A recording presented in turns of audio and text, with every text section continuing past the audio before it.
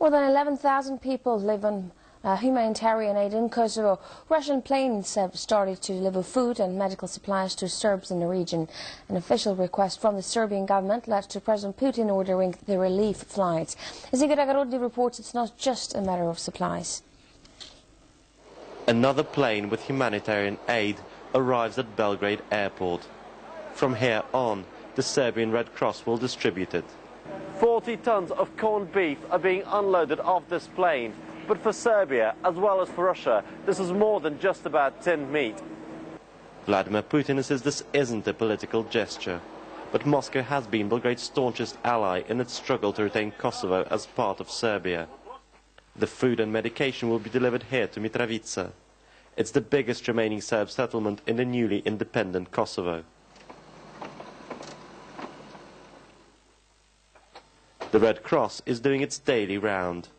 There are more than 11,000 people living on its humanitarian aid in Kosovo. Milorad and his family had to flee their house after the war between Serbs and Albanians in 1999. He knows about the Russian aid, but says there are problems it cannot solve. My daughter is half paralyzed and my wife can only get a temporary job.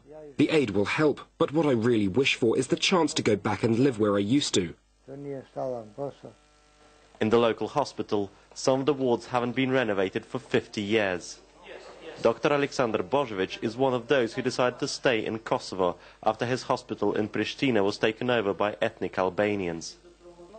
He says the shortage of medicine is just part of the problem.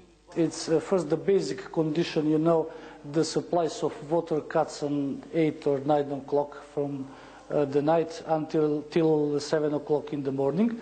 And also we have bigger oscillations in the electrical supplies. It's many times happened that in the middle of operation we have the electrical supplies cut and we stop the operation. As people living in large settlements such as Mitrovica get help, there are those in more dire need of aid.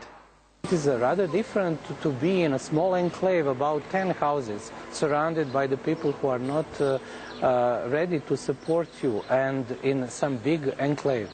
Stranded and isolated, and although Russian aid will help, no amount of it will make this a comfortable homeland for Serbs in Kosovo again.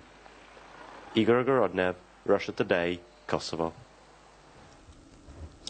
Meantime, Serbia says it will continue its efforts to make the international community recognize its territorial integrity.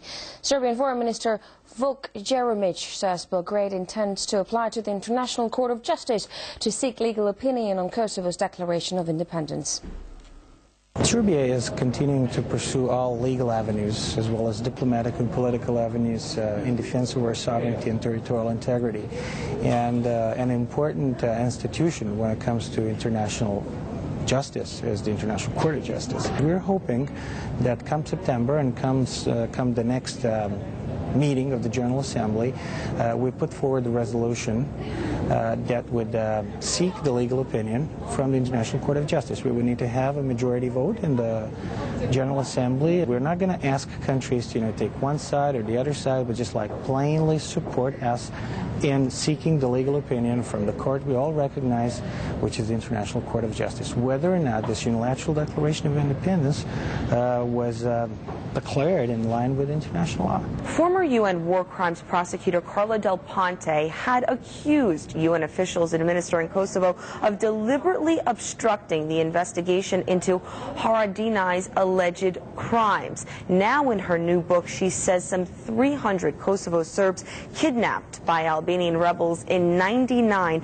had their organs removed before being killed. She claims the organs were sold to international traffickers. What is Serbia doing in light of these new revelations? This is an appalling proposition which I think deserves deep and thorough investigation because it sounds absolutely outrageous, and we believe that the serious investigations into these claims are going to be made. We will certainly insist that this kind of investigations are made so that we end up in the clear whether or not such an appalling crime has taken place. We're not going to go away, we're not going to rest before this is clarified. But this is a serious allegation about a very, very it's outrageous, appalling crime, and we'll certainly going to do our best to make sure that justice is served in this particular case.